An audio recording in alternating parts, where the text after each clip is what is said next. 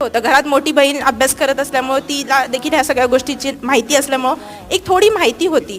परंतु ग्रॅज्युएशनच्या लास्ट इयरला असतानाच मी ठरवलं होतं की आपल्याला आता हा लास्ट इयरला असताना ग्रॅज्युएशन अपियर्ड असतानाच आपल्याला अटेम्प्ट द्यायचा आहे.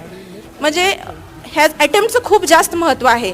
मी 2017ची पासआउट आहे आणि 2017च्या MPSCच्या मी 12 परीक्षा दिल्या आणि 12 परीक्षा उत्तीर्ण झाले. मग STI पण आहे, नायब तहसीलदार पण आहे आणि आता 2018ची मी एकच परीक्षा दिली ही राज्यसेवा आणि त्यातून हे पद भेटलं. सांगण्याचा उद्देश काय माझा की तुम्हाला की आपण स्वतःला लहान इथं कधीच समजायचं नसतं. आपल्याला 1 वर्ष आहे तर 1 वर्ष स्वतःला पूर्णपणे फोकस करा. कुठलेच एक्सक्युजेस स्वतःला कधीच देऊ नका. मी माझा फर्स्ट अटेम्प्ट आहे, अजून मला गोष्टी माहिती नाही आहेत. ज्या काही गोष्टींची माहिती काढायची 1-2 दिवसात काढा पटकीने आणि कामाला लागा.